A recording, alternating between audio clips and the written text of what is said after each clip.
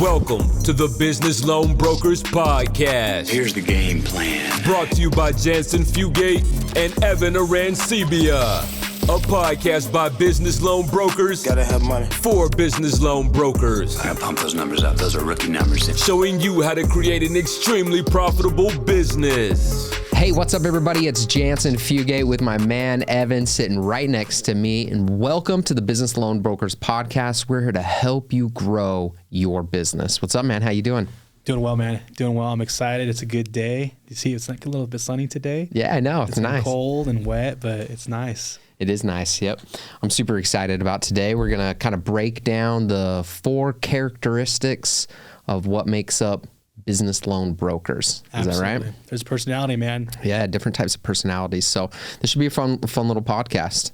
Let's do it. Okay, let's jump right into it. Do you have a list of questions or want me to explain a little bit about kind of how I came up with this? Yeah, exactly. Actually, I do have a few questions. So first of all, there are personalities when it comes to becoming a broker, and Jansen just so happened to send me a couple of these, and I looked at them ahead of time, and we're going to cover this here in just a minute, but it's true. There are personalities, and in fact, I fit one of them. And so I wanted to ask, first of all, how the heck did you even come up with these personalities? That's incredible. Yeah, well, I've been inspired by a couple different things, and some of that is just coaching and training a lot of different business loan brokers and kind of taking the time that I've had over the last year or so and being able to kind of dive deep into what I think makes up different types of business loan brokers. So in doing that, I've been able to kind of identify what I think are the 4 characteristics or the 4 different types of business loan brokers, their personalities and I've been able to kind of see people punch through different types of levels, if you will. Okay. And it's because they, either one, adopt people or they adopt technology or they adopt both, right? And then they kind of remove themselves also from the day-to-day grind. So I'm excited to kind of talk about those 4 different brokers. We've got the basement broker. Okay. We've got the closer broker. Okay. We've got the mechanic. And then we've got the architect. So those are kind of the four characteristics that I've been able to kind of identify and put into these brackets, if you will. Absolutely. And do you feel and we're going to cover these different titles, right, for different type of brokers, but do you feel that this is applicable to, let's say, a new broker, an experienced broker, somebody that's even down? Do you feel like anybody, no matter when they started, this could be applicable to anybody? Yeah, for sure. I mean, there's basement brokers right now that have been in the industry for 5, 6, 7, 8, 9, 10, 15 years. And they love it. They do great. They focus solely on themselves and they just only have to are responsible for themselves. They only have to respond to themselves, and they kind of get to dictate their time. And that's the nice thing about this industry is it allows you to kind of do what it is that you want to do. Makes sense. The industry provides so much opportunity that if you just want to close a deal a month or close a deal a quarter or close a deal a year, you could do that. If you want to close a deal a day, you can do that. That's what I want to do. I want to close a deal a day. Yeah, right? That sounds good. In fact, actually, just closed one today. You did? I did. Nice job, brother. Yeah. I got one right now. So I'm closing it on Monday. I'm doing a little MCA. Okay. So, nothing too crazy. Okay. And then actually, should be closing another one with you this next week with another one. I saw that approval come through. Yeah. So we can get into that too. But so this is interesting. So let's actually jump into this on what this actually means, because those listeners don't know these personalities. So let's start with the first one. So from what I'm seeing here, the basement broker. Tell us about that. What is the personality trait of a basement broker? So the personality trait, they're normally kind of low on technology. They don't adapt or haven't adopted a lot of technology, if any, right? They're low on people, meaning that they don't leverage people. So they don't leverage technology. Okay. They aren't leveraging people.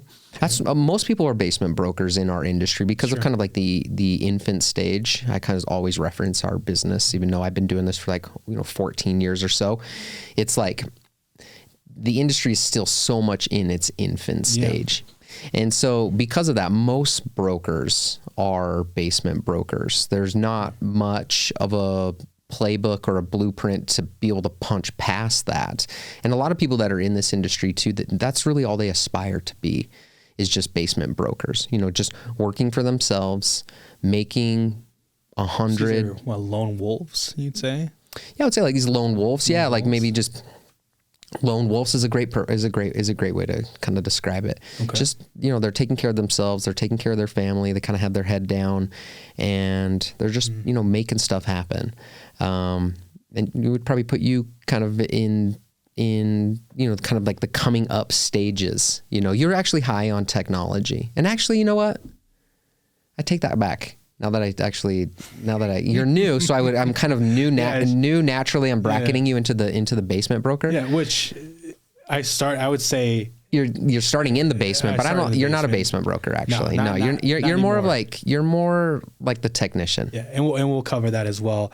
But looking here as well with the basement broker, a couple of things that I noticed is that so these are a basement broker is somebody that's they're making their own website. They do everything. Phone calls. They're kind of the jack of all trades and just running their entire business by themselves. Yeah, totally. They do everything. I mean, they set their website up. Okay. They maybe design even their logo, right? Because there's free logo sites that are out there. Canva, you could do. Yeah, that. Canva. The people are jumping on Wix to build out their websites. They are utilizing spreadsheets. They don't have like a lot of technology. They are relying a lot on they're relying a lot on just it being kind of more like a pastime, like it's a hobby. So hobby. Okay. Hobby. Yeah. It's more like, cause again, the industry provides so much opportunity Sure. that the basement broker can be so many different people, but it's really the ones that are just like hobbyists. They treat it like a hobby rather, but they don't treat it like a business. They treat it like it's like their own personal ATM machine, right? Or like a lifestyle business. Like a side gig. Side gig, side hustle. Yeah, lifestyle business. They're in it because it provides a great opportunity, and they're not really willing or wanting or aspire to do much more than just that. Well, they're dipping into it, and I see that actually a lot. And I can see that being a pro and a con for some people getting into this business. So, for example, if you guys network with other brokers out there, business brokers, business loan brokers, what you're going to see some people, like, for example, like me, who's actually active and trying to go out there and share what I do. But then you have business loan brokers that don't say anything. They just kind of, on Facebook, they kind of like something here and there. They may ask a question, but they're trying to figure it out themselves. They're looking for lenders, or they're, hey, does anybody have this spreadsheet? And so they're constantly in this spiral of the same exact program over and over and over again. But they close a deal, but then they kind of figure out how to do it properly, so they move on to the next one, and they ask the same question. So they're kind of in this spiral over and over again with their business. And sometimes I feel like that could also work out for them. They say, you know what, I'm going to try to close one a quarter, like you said, one a year. I don't really understand the industry. I have a full-time job. I have a bunch of kids, and that's not necessarily a bad thing. You might not be ready to really, or even have the funds to move up in technology. Yeah, sure. And so you might not have the funds just yet. So that could, just because you're in that basement broker, doesn't necessarily mean that you just maybe don't have the funds yet to buy the technology, or you don't know how to find the technology. Maybe you do have the funds, but you don't know that there's technology out there that can actually help you to move up, and you quickly move away from the basement broker. That's right. But the basement broker is also a good thing. You see people that are closing deals from home, or they might have their own little office, or insurance agents, and maybe they're also selling loans on the side. Yeah, none of this is a negative. I mean, the basement broker makes money. They make money. They can make as much money as they would like, as much money as they would like to make. But there is a cap, right? It's just, and it's also not scalable. They operate like in this start and stop kind of business model, and it's just not scalable. It's not really consistent. Right. And so, a lot of brokers aspire to be able to grow big broker shops. So I think, one of the things that is covered in this playbook is just how to kind of go through this growth method, right? And how to bridge the gap from like where you're at today to where you want to go.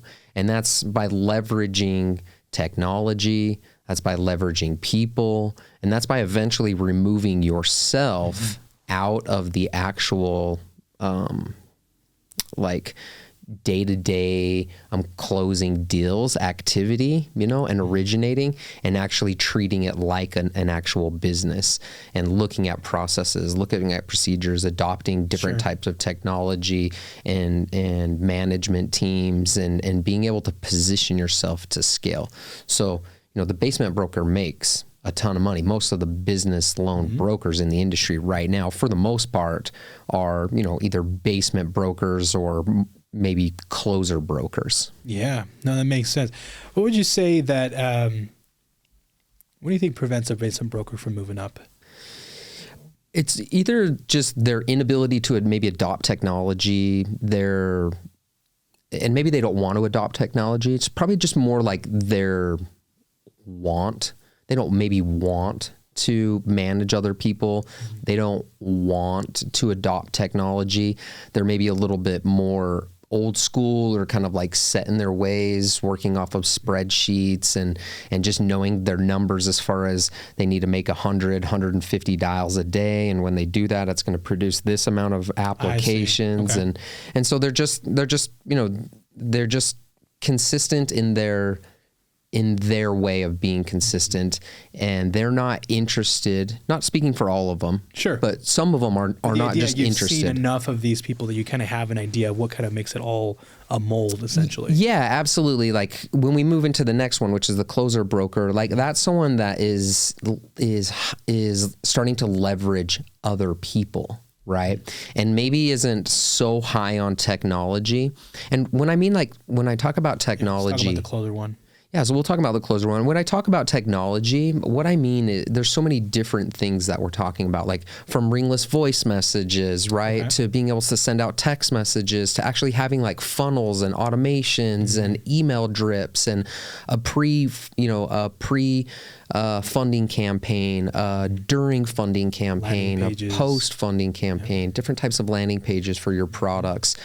Utilizing dialer systems, utilizing like a technology like Fincy to be able to like automate and streamline your entire business loan brokerage, right?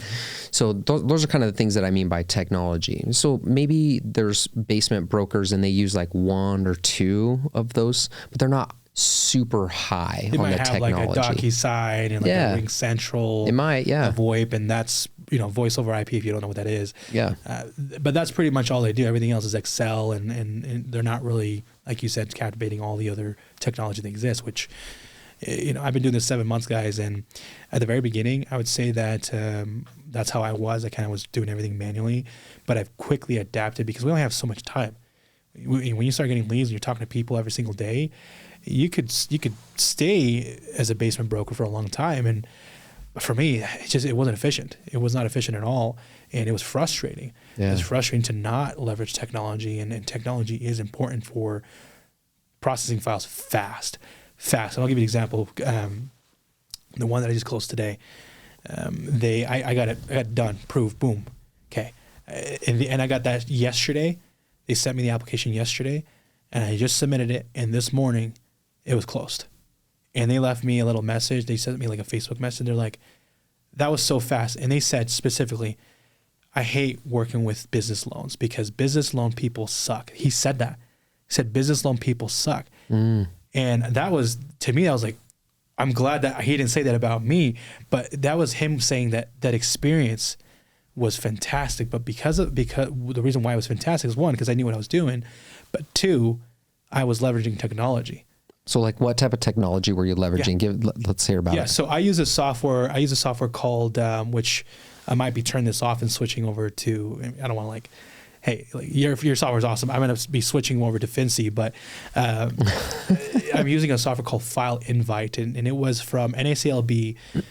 sent out an email like 2 months ago about this random company that helps brokers package. Because typically what I would do is I would send an email, which going back to the basement, right? I would send an email of all the things that I need.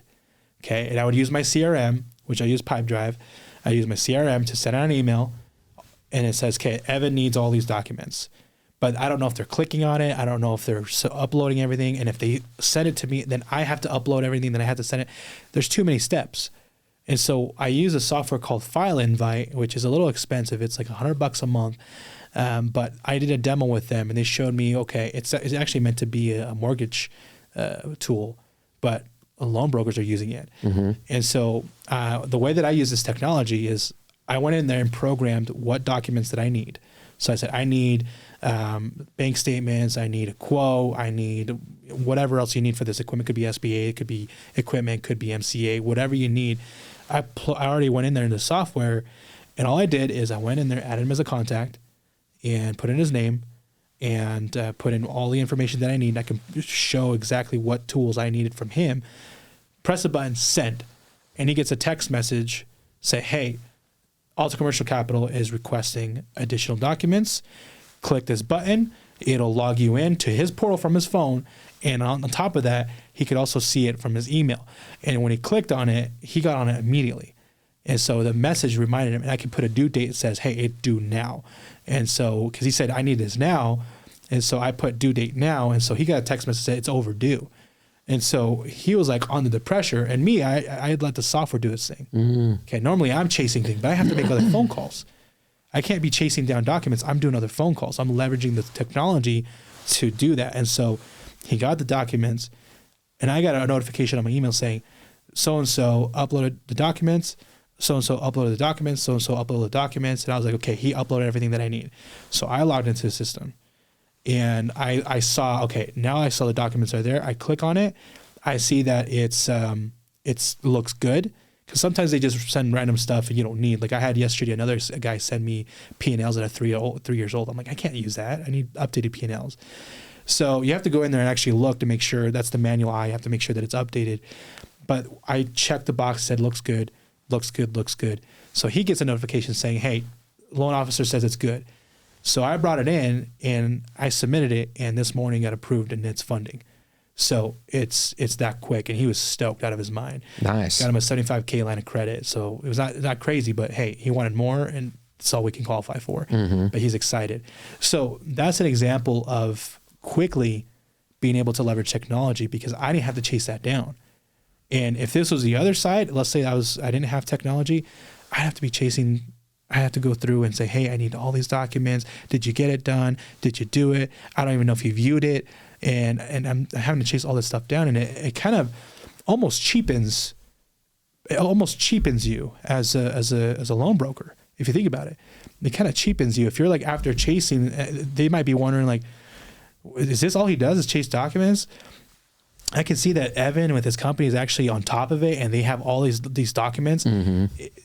People can see that, and that's what separates you from other people. Yeah, is that you have technology, and technology can now in 2023 will separate you from somebody else, and that's opinion from what I see. So I know that was a long explanation, but that's how I leverage technology to get files moving forward and to look better for my clients. Nice. I think that's a perfect example. That's a great way. All right, so let's talk a little bit about the closer broker. Closer, let's do it. Yeah, so the closer broker. What is that? So this is the individual that's like high on teamwork, low on technology. Mm. So they're like normally what I see with the closer broker, they like to hire a lot of their friends. So they think like, oh, I can do this. I'm going to go out and hire a bunch of my friends. And almost like they want to kind of create it like this, like fraternity, sorority. Haven't quite seen that yet, but kind of like this boys club almost, right? And so they go out and they kind of, the boys, they go out and like, they hire their friends. Okay. And these guys are, they're good sales guys, right? They're good closers. But then these guys have a hard time adopting technology. Right. So closer brokers, you normally will see somebody get to like maybe 5, 10, 15 employees. And that's kind of like their max, right? They can kind of get to about that 15 employee mark.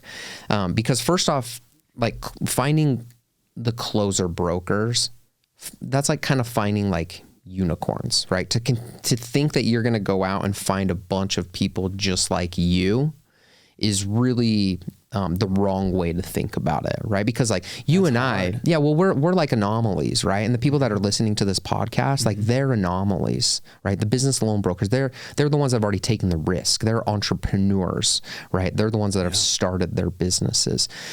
So like I always say this, like we can do anything, but we can't do everything, right? And so we need to leverage other people, and we have to find the right types of people if we really want to punch past the closer broker. Sure. But the closer broker is someone who they just hire really good sales guys, really good salespeople, and they're low on technology. So they don't feed their company the proper way, and they don't nurture their leads the proper way. They aren't taking care and servicing their sales guys the proper way. So it's about like making that close, making that money.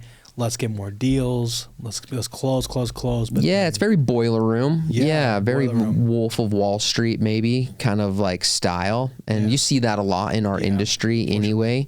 And so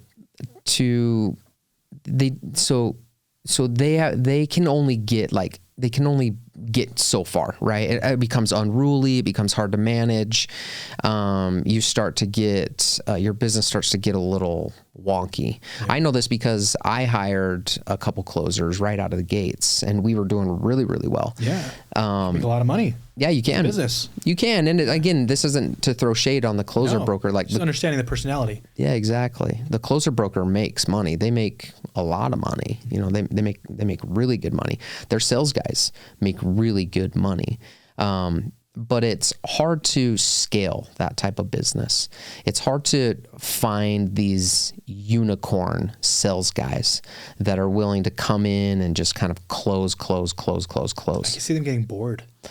Yeah, bored. And again, it just becomes unruly. It's hard when you've got a bunch of people like that. Like sales guys don't get bored if there's money being made. True. You know. And they're getting fed. Yeah, and that's what this opportunity does provide. Like, again, if you want to scale, you've got to be able to leverage tech and people, and you've got to and you can't rely on finding these A players all the time. You know, like, birds of a feather flock together. So yes, you may have a handful of bros that you can kind of like call on and say, hey, I'm doing really good. I was this basement broker. I made $100,000-$200,000. And now I'm reaching out to you, say, hey, come on over. You can make $100,000-$200,000. You can make $300,000. Hell, if you're better than me, you can make $400,000. And so then it's like, okay. So then you attract, like this circle, you attract your tribe, they come over. That's just hard to find those types of people. I've hired and fired over 500 people. And I know right out of the gates, I learned, not out of the gates, I learned over time that you can't leverage A players to be able to pull B players and C players up. You can't expect to consistently find A player after A player after A player. And so, someone like myself who really likes to push and really wants to grow and really wants to seize the opportunity, again, you go from like the basement broker to the closer broker, and then you kind of like move into the technician broker. So that's really what I see with the closer broker, is just someone who is high on people, low on technology. Normally they're hiring, not always, but normally they're hiring people that are just like themselves, people that are kind of in their circle. So these guys really, like you said, boiler room, they're out there, just close deals, make money. But one of the problems is it seems like they also, like the basement, don't really put in a lot of technology. They're probably good at getting leads in, but at some point that could create a bottleneck for them, it sounds like. Yeah, absolutely. And there's a lot more sophistication to our industry. The cool thing is there's a million ways to make $1 million. And you can be any type of personality and step into this industry. You can be a complete introvert, and not even really want to talk to people. But if you're high on technology and you're low on people even being yourself, you can do really well in this industry. If you're low on technology and you're high on people, or even just yourself, like a basement broker, you can do really well in this industry. If you want to grow a small little team, you absolutely can do that. If you want to grow a massive team, well, I've already proven, and there's so many other people that are doing it as well that have proven you can grow this to 100, 200 or more type of company. Absolutely. And with these, and with this, with the closers, what I've noticed as well, and I've only been doing this for about 7 months, but I've been in other jobs that I've worked at where there were a lot of closers. I've noticed that a lot of it is old school, and they have paper, and they're kind of trying to close some deals. And when you introduce technology, it's really difficult to bring that in and say, hey, we got new leads. It's a different type of lending product that we're gonna do. We're gonna have you upload everything. And so what I could see end up happening is, let's say you have a team of a bunch of closers and you're the business owner, right? Let's say again, this podcast is how are you gonna build your brokerage? How are you actually gonna make money? You could do this by yourself. You could do this with a team. So if I had to imagine I had a bunch of guys like this, and I would have to hire, so let's say I had 5 closers, I would probably have to hire 2 or 3 assistants for those closers just to get them to move files forward a little bit more efficient, because I know that they're going to be focused on the phones, which is their strength. You want to position their strength, but that would cost more resources as well to bring in other people just to keep up with what they're doing. And so, yeah, I mean, you gave a good example earlier, which is like the tech that you had mentioned. That's like, you're saying it's kind of expensive. It's $100 a month. Well, what's really expensive is 3 virtual assistants or 3 actual physical assistants. Is even more expensive. So, making the investment into technology, as long as you're actually leveraging it to its, fullest extent, you're going to get a 10 times your ROI. 100%. 100%. Leveraging a tech like Fincy is going to allow somebody to be able to manage all of their lenders, be able to get applications automated, and then have the processing team behind you. True. Right. That's $85 a month, for a solo broker. Which is interesting, because let's say that you are, let's talk about Fincy for a second. Let's say that you are a closer, and you want to hire your first closer, or you are a closer. You could use something like technology, like the Fincy or the other softwares that exist out there. And like you said, you're paying $100 a month versus hiring a VA, which is $400 a week or something like that for a VA, or maybe more. Like 2 to 4, 2 to 5, depending on the quality. Depending. And so if you're having 2 or 3, you're looking at thousands of dollars a month. And so, but at the same time, you need to leverage technology. And I think the world for our industry, commercial lending, I really do think it's changing. And I think people are realizing that there is technology. They're realizing even businesses are realizing that I don't want to get sold. I want an advisor. I want an advisor to come in and help me out. An advisor that is leveraging their tools that exist that they don't even know. Just make it easy for me. Make it easy as a business owner.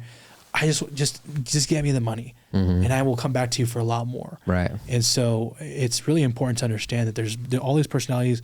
If you're one of them, you're going to learn quickly that there's multiple ways that you can really scale your business, and we're all here to help you out.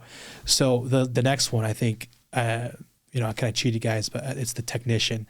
This one stood out to me because I feel like this is where I'm at. Okay. The last one, I feel like that's where I want to be, and I think I'm going to get there quickly. So so this is interesting. So like, you can be a solo broker and still be any one of these personality types. Absolutely. Like you can be, like a solo broker can still be a technician, and that's kind of like where you are. You will move into like the technician closer broker, but you'll have the mindset already of knowing, okay, I'm not going to go after these closers. Like, let me tell you, like, closers are great salespeople. Like I'll sit in an interview chair across one of them. I'm falling in love with them. Like, they're telling me everything I want to hear, right? Yeah. Especially as a CEO and as a guy, who appreciates the art of sales. Yeah. Like, I get the hell's out. I'm like, you're hired. When can you start? You know, so I think the message there with the closer broker is like, hey, you can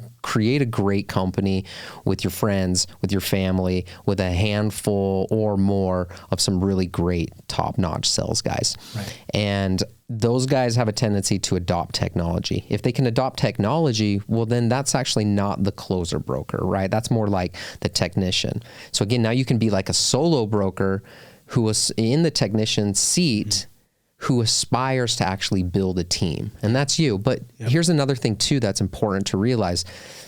The technician doesn't have to have a physical office, doesn't have to have people that they're touching on the shoulder, managing, saying, hey, where are you at? You know, don't leave yet. You're leaving early. Yeah. I love that. I love the call center aspect of it. But you also can be a technician and leverage other people, right? Or technologies. But more so technology, right? More so technology, but a combination of the both to kind of get you to where you really want to be, which is like the architect. Yes. You know, I'm excited to talk about that one. That was cool. So the technician, let's talk about that. Yeah, so they're high on what is that? They're high on technology, low on people, but they still not to say that they don't leverage people, because there's normally the technician is smart enough to be able to see the opportunity of leveraging people, but doesn't want to per se build a big team. They'd rather invest in technology and let the technology take care of the team that they have and or are trying to build, like you. Like you've got a lot of referral partners. You've got a lot of people that are saying, hey, I've got these opportunities, or I know this person who's looking for this opportunity. Yeah. And you are then leveraging technology to be able to manage that, right? Because that's very difficult. Like to be able to say, hey, all 100 or 200 referral partners, I've got a new loan program out. Well, you know, are you going to send one text message at a time, or are you going to hammer out one email? It could be just as simple as automating the way that you are communicating with your referral partners. It could be the systems that you have in place, like giving them affiliate links, right? Giving them portals that they can access, and just making it as streamlined as possible. And that's more what the technician is. They're more like, okay, I see the opportunity. I'm going to create great funnels. I'm going to automate that. I'm going to do everything I can with lead gen. And then I'm going to leverage the technology that I can from another aspect. And I'm going to take that technology and I'm going to build a brand. I'm going to build a referral partner channel and network. I'm going to nurture them through technology. And then we're going to take other pieces of technology and we're going to automate the entire application, loan automation, sequences, document checks that need to be, or documents that need to be gathered, and just creating those processes and kind of those procedures, but building it into technology or leveraging technology that's already been built for those specific purposes. Absolutely. No, and that's true. And not only that, one of the things that stand out about a technician is that, like what you just said, when you're trying to build there's so many things that you're gonna have to do. We talked about this in another podcast, and hopefully you go back and listen to them. But I'll just kind of re-explain here. There's a lot of technology that exists, and it's good to do demos with them. Sometimes they give you like a 30-day or 15 days to try it out. But there's so many softwares out there. Make sure that you're choosing the right one that's going to help you organize your partners a little bit better, or make sure your clients are really happy. And there's some good ones out there exist, and we'd be more than happy to jump on a one-on-one or something like that, or even share on Facebook what we do. I'm an open book, because if you guys haven't listened, I'll tell you what I do. A couple of things as well with the technology. How do you feel like a technician is as a kind of like a hybrid loan officer, a hybrid originator? I mean, what would you say a technician is more personality towards? Personality wise, I would say technician is more, well, they're more like loan officers in the way that they kind of build their business, but they are they're just like you know, out amongst the people, still not stopping prospecting. Like they're not getting hung up in technology. They're just leveraging technology. Because I've seen people where they'll have this analysis paralysis. They're like, I love technology. I'm all in on technology. I'll do everything I need to do, anything and everything. I'm coming into this industry from a position of financial strength. I'll dump 20K into a CRM if I need to, right? And build all of this technology. Where I was going with that is that I kind of lost my train of thought. We're talking about basically technicians. Do you see them being more like a loan originator? Yeah, sorry, thank you. Officer, which sounds like it's more of a hybrid for both. Yeah, they're more like processes and procedure kind of oriented people. They want things to be done right. They want things to be streamlined. They want to be, so I don't know how else to categorize them other than just kind of like the technician. Like they just love and adopt technology. They leverage technology, to the max. But it's like they get hung up in technology. Yeah. You know what I mean? Like they're like, look at this amazing CRM that I built. I'm like, cool. Well, where are the fucking deals in it?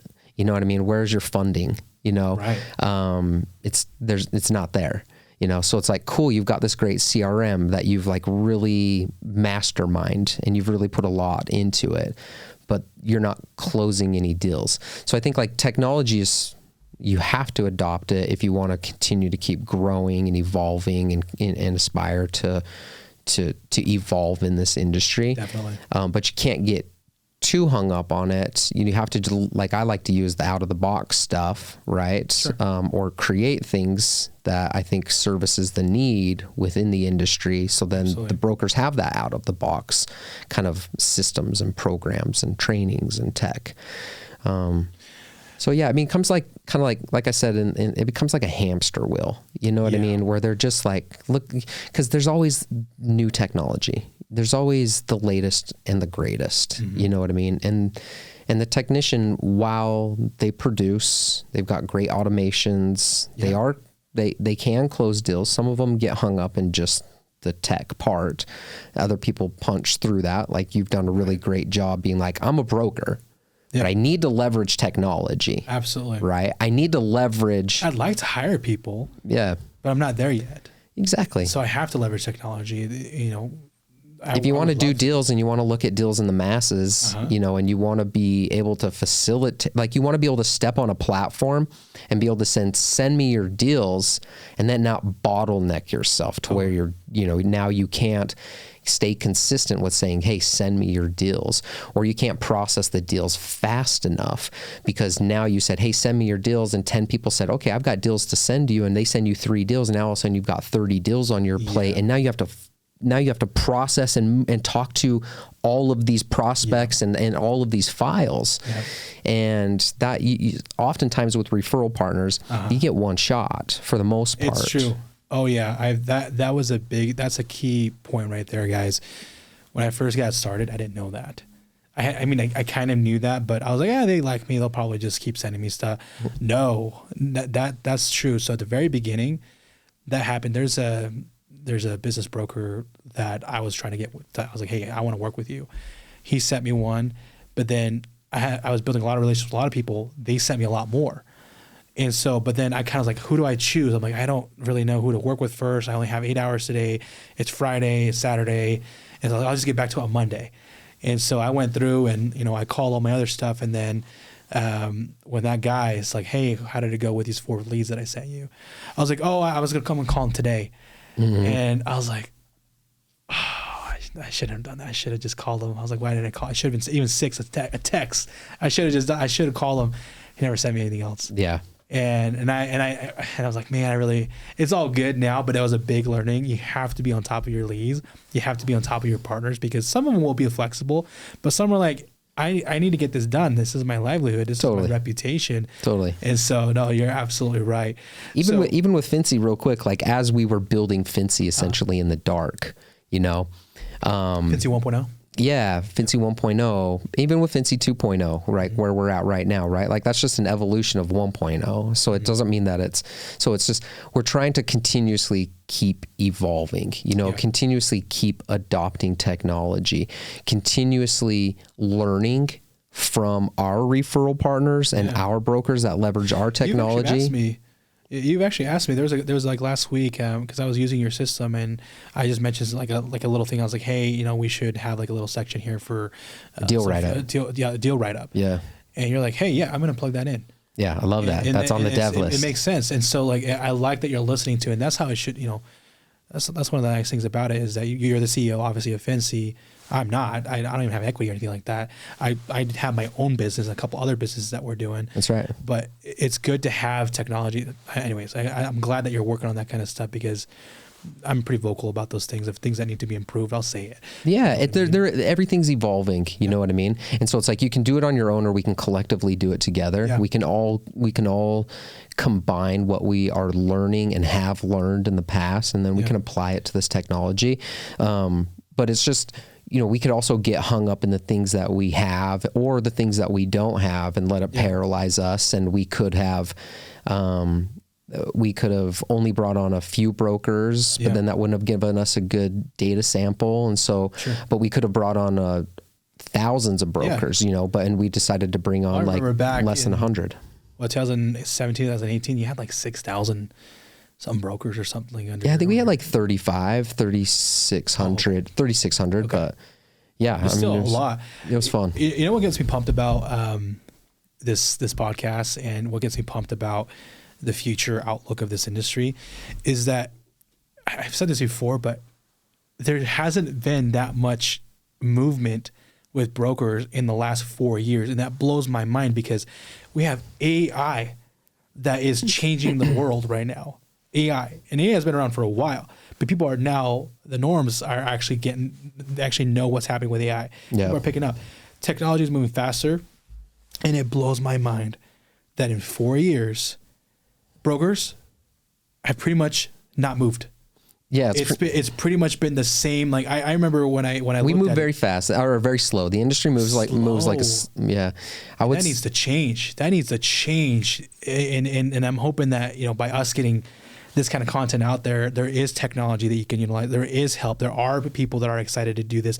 There are lots of businesses that do want your help. But going back to the personalities here, you have to kind of understand where you're at. And okay, now that you know this, how are you going to use this to help build your brokerage? How are you going to use this? How are you going to use Fincy? How are you going to use another software, DocuSign? It doesn't matter what it is. How are you going to use this now that you have this information? How are you going to use this to grow your business? Yeah. We could talk about personalities all day, but you need to actually do something and figure out where you're at to move forward. So anyways, I get passionate about this kind of stuff. I love it. Man. Yeah, so I love it. Yeah, the industry's been super stagnant. It's interesting. It has been. Come on, wake up, guys. We can make a lot of money in this industry. Utilize the tools. The help is there.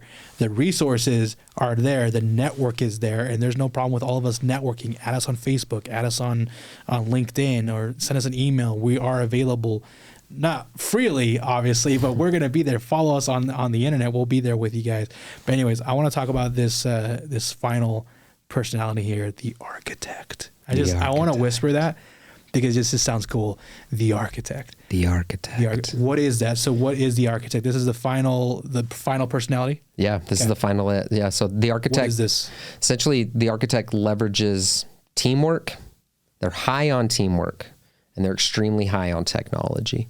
So, and then they remove themselves from the day-to-day grind of originating, of prospecting. That would be nice. Yeah, of managing all of the files. Mm-hmm. They're sitting above. You know, they're not working in the business. They're working on the business.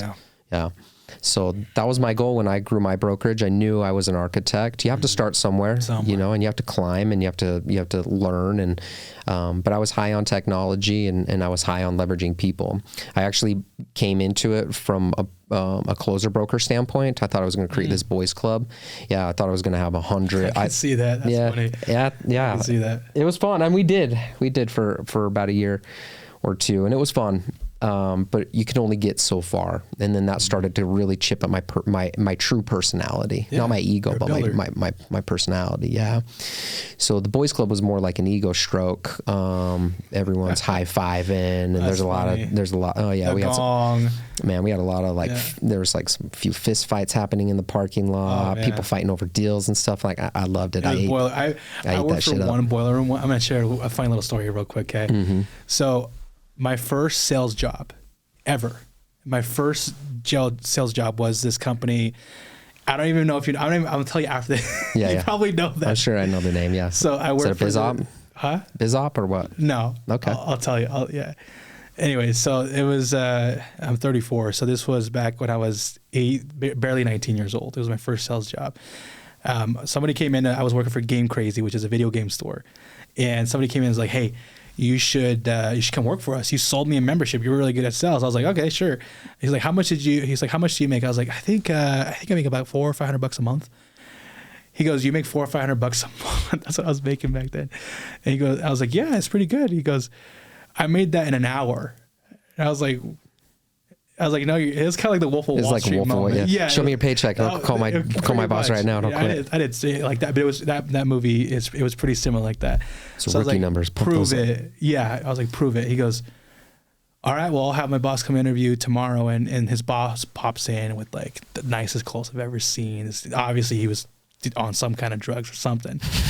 He was all high on something. He came in, and I was just like, whoa, this guy is a baller. He comes in, he's like, all right, so I heard my guy said that, you're pretty good. I want you to start next week. And I was like, done. So I literally I quit. So I was like, you got it. If you're making $400 a day, I was like, my life is flashing. What were you selling? Tell me what you were selling. Real estate coaching. Oh, real estate coaching. Dean Graziosi or something. Oh, okay, like that. yeah. So that was like a business opportunity. So a BizOp. BizOp, yeah. Yeah, BizOp. So I went and I was a setter. Mm-hmm. So they trained me. They said, like, here you go, read this script. And so I was like, oh my gosh, I have a real job. This is it. Like, this is the dream. So I'm like reading the script, and I called this lady, and I didn't even know how to say paradigm shift.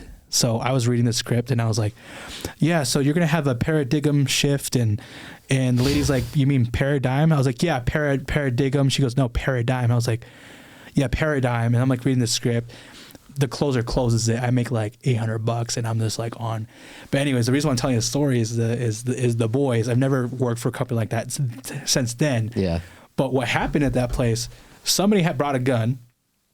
They let it go in their office, and it went off, and somebody's foot got shot.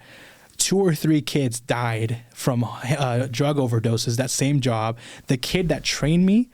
This is horrible. The kid that trained me passed away. Mm-hmm. And there was drugs being passed around everywhere. I didn't know this was happening because me coming in here, I'm this kid that my parents taught me to work hard. I listened to my boss. This is what I do. Mm-hmm. So I was just reading my script. I didn't realize this stuff was happening around me. But that stuff was happening. You were in your own little bubble? So I was in my own bubble, just like working, and then I look around, and I'm like... That is, what you just described is the call center bubble. That is call center. I mean, there's wild stuff happening in the bathroom. I've had to deal with all that stuff. Yeah. Wow. Anyways, so that was a little story of kind of like my first dip into real money, I guess not real, but like big money that you can make commissions. You can make a lot of money. And I'll tell you about this company afterwards. But anyways, guys, so The Architect, this is this is kind of where we want to aspire to be. I would love to be the architect. Yeah, I think this is where a lot of people aspire to be. It's not where everyone's going to be. It's not where a lot of people are going to be completely honest. That's why I think it's important for people to understand their personalities. You can want whatever you want, but it's like, what is actually reality? Do you push away technology? Do you adopt technology? Do you embrace people? Do you like people? A lot of people don't like people. True. You know what I mean? Yeah. Or they're more introverts. So if you're an introvert, it's going to be pretty difficult for you to be able to kind of step into the closer broker model, for you to be able to manage people, right? For you to be their leader and for you to step in and kind of fill that role. Yeah, exactly. Hey. And they're going to expect you to teach them, and they're going to expect you are the boss. So, if you're an introvert, it doesn't mean that you can't manage people. It's just like, are you an introvert that doesn't like to be around people, that doesn't want to manage people? Are you a closer broker that, I push away technology. I don't really adopt it, but I love to make a lot of money, and I've got some really great friends that I know would like to jump into this industry and make some really great money too. Sweet. Go with it. Don't get hung up in, where other people are trying to go or where other people are going. Mm-hmm. Just understand that you're the closer broker. So max that out. Do the best that you can, understanding your personality within the industry.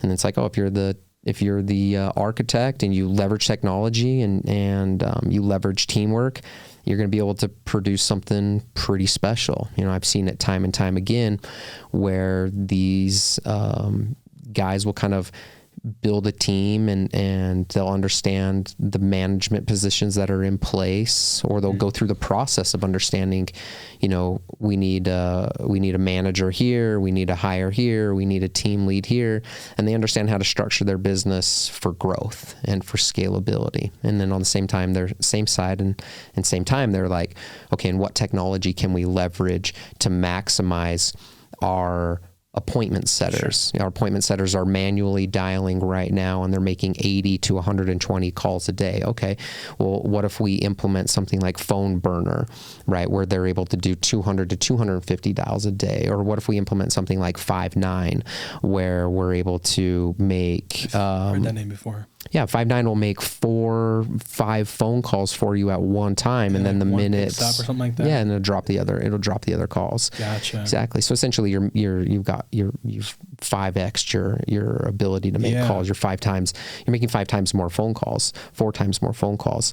So when you have a team of 10 people and they're all appointment setters, wow, you want to do 800 dials.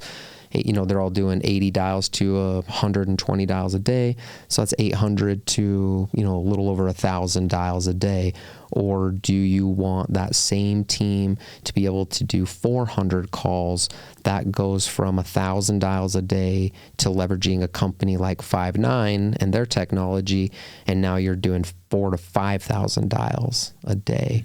What does that do for your business? What would you say? So the listeners that we have that are, let's say they're maybe under 24 months old, right, in the business. Some people do want to build a brokerage and they want to hire associates underneath them and to actually build this. Some people want to be a lone wolf and, work in the basement, not quite literally the basement, but some people like to work by themselves. What would you say to somebody that's like, man, I see the opportunity. I see that I can make a lot of money in this business. How does somebody work into being an architect? And in your experience, how long do you think it typically takes for you to see someone to actually start becoming an architect? Is that immediate? Is that... It can be immediate. If you're starting right out of the gates and your goal is to become an architect, or if you've been in this industry for 24 months and you want to become an architect, if your goal is to become an architect, it has to come from, you have to have a couple different positions of strength. You have to, like financial strength, right? Because technology costs money, right? Building a team costs money. Yeah. Insurance. So you've got to have that. Business. You've got to have that financial strength. You've got to have the mental fortitude to be able to push through what is very difficult times when you're trying to architect a real business, when you're trying to build it. So that's not for everybody. There's different levels of entrepreneurs. But again, if you are aspiring to become an architect, it's just embrace the industry, prove to yourself first that you can do it, because I firmly believe in everybody that I've one-on-one coached, and when in my one-to-many coaching that I've done, it's the ones who can do it themselves are the ones who can actually architect a real business, if that's what they aspire to do, by leveraging people and technology. So you have to be able to set appointments. Like for me, I'm very scripted, right? And you have to be able to decompartmentalize our entire process, or rather, I don't know if that's the right word, compartmentalize our entire process. So I'll give you an example, like originating a file talking to somebody, getting an application, and getting them to commit to your company, for me, is one department. Somebody presenting loan offers, somebody presenting a merchant cash advance offer, somebody expected to close that, somebody expected to take, so that's for fundable customers. Then if you're focusing on monetizing your non-bankable customers, somebody that's one department, the lender closer, the lending closer, the person that's closing the offers. That's one department. That's the lending department. Then there's a department that handles all of your non-bankable customers, which is something we'll cover in a future podcast, which is how to monetize your non-bankable customers. Yeah, maybe we'll do that one next. So like how to monetize your non-bankable customers.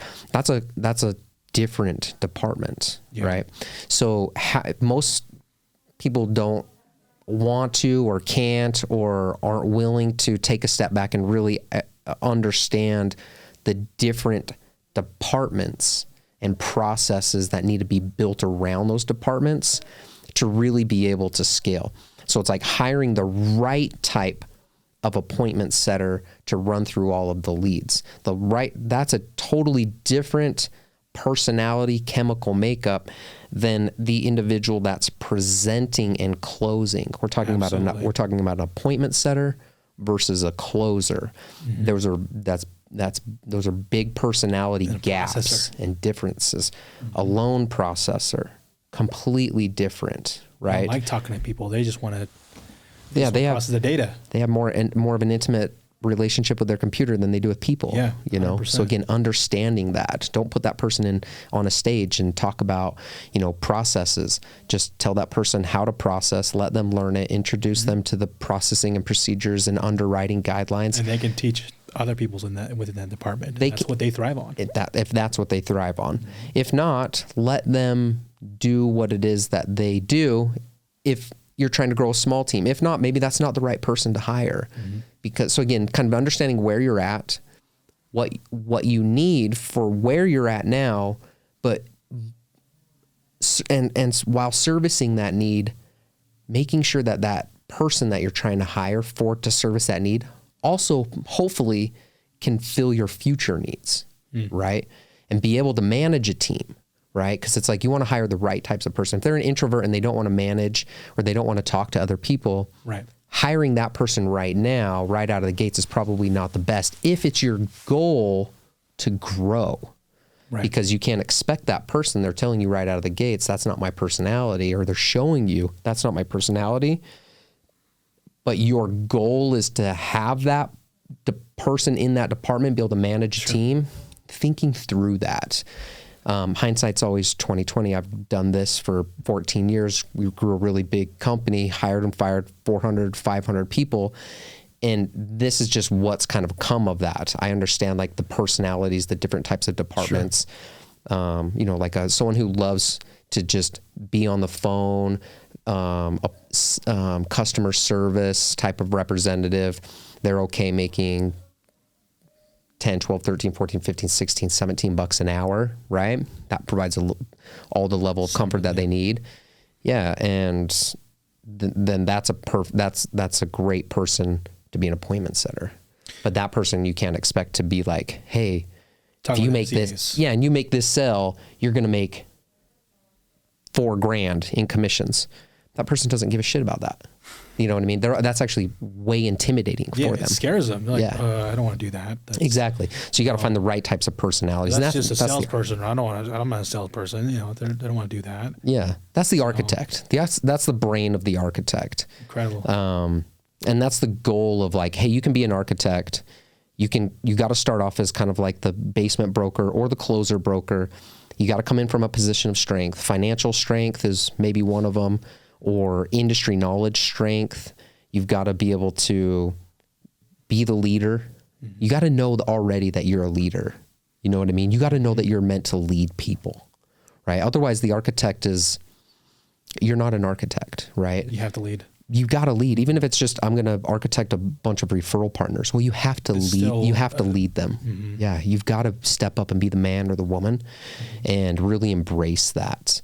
And that's what people need too. And that's what allows certain types of people in our industry to grow very big referral partner networks because they embrace it, they step into it, they're servicing their community, their referral partners, serving them, new information, helpful things. Here's how to go out and find new prospects. They're adopting technology. Use this. This streamlines the process. This is going to allow you to 5x your phone dialing investment, or, leverage this because you're going to be able to disseminate your message in a bunch of different ways through text message or emails. So sounds like, at least from our conversation so far, it sounds like the architect is the true brokerage. Yeah, the brokerage. That's actual brokerage. If you want to have a brokerage where you have the lenders, you have the technology, and you have the package, you have everything packaged, but you want to really scale your business and you want to make even more money, sounds like the architect is where you want to be. Yeah. That's where a lot of people at least say they aspire to be. I truly believe that a lot of them say they want to be the architect broker, but they really are closer brokers.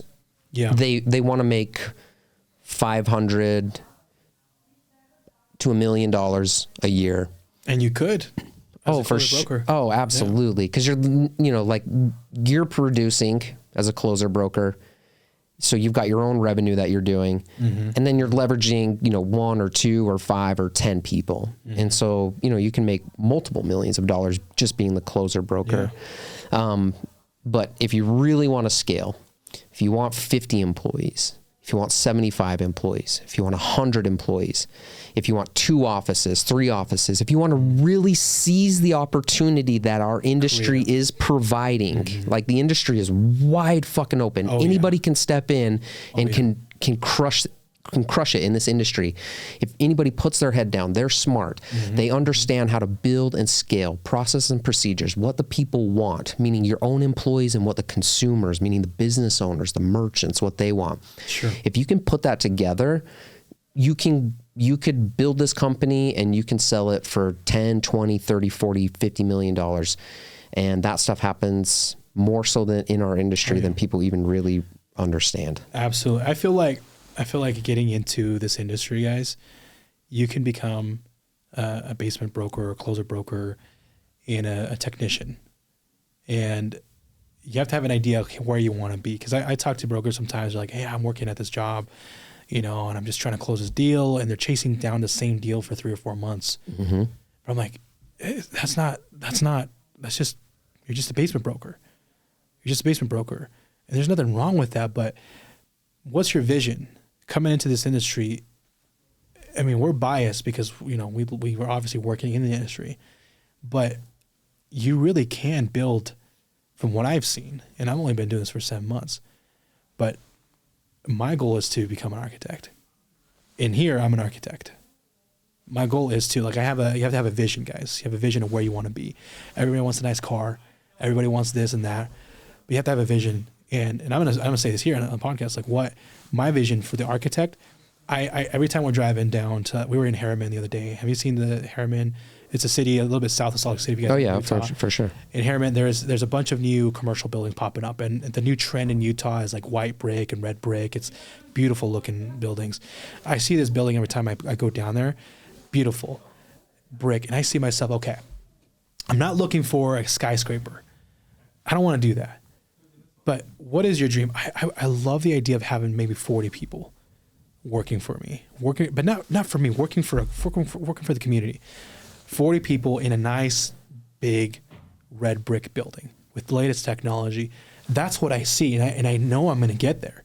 It's going to happen. It's just a matter of time. And like you said, resources. You have to close a lot of loans. You have to get multiple streams of income. You have to have multiple things to help you get there, and processes to help you get there. Because imagine if you are you want to get into this industry and you go work you find a brokerage, And they're like, yeah, I have like 3 commercial guys that work for me selling loans, like 3 closers. You look around and their technology is weak, and you're like, man, I really want to build a practice within this brokerage. You have to have systems in place. Think about State Farm, for example. You know that State Farm is an agency, and I looked into it. They actually offered me a job a couple of years ago. I went through the interview process, and they actually offered me a job. Beautiful. I respect State Farm a lot because they have technology in place that you can plug in as an insurance agent. If you wanted to get in there, you have everything you need to build a successful. You're not going to own State Farm, but you can build $2 million business by doing that. And that's kind of how I see the architect is somebody that wants to build other brokers. And I would love to have multiple brokers, who knows, 5, 6 successful, maybe 1 that's just, but we have all the processes and it takes time. Yeah, dream big, bro. Dream big. And so the architect, this is why I was excited to talk about that one, because when I was reading this, I was like, ooh. Yeah. That's and if you don't have a goal, if you wake up tomorrow, you're like, no, I don't want a building. I don't want to deal with HR. I don't really want to deal with that kind of stuff. I just really want to make really good money. Then maybe, basement broker and closer broker is where you're at. Or you're kind of like, you're kind of a hybrid. Well, technician is kind of something that can definitely be for you. This is what's exciting about this. I'm really glad that you brought up this subject. We were talking about, like, what are we going to talk about today? Let's talk about these personalities, because these personalities are fantastic to really help you understand where you want to be.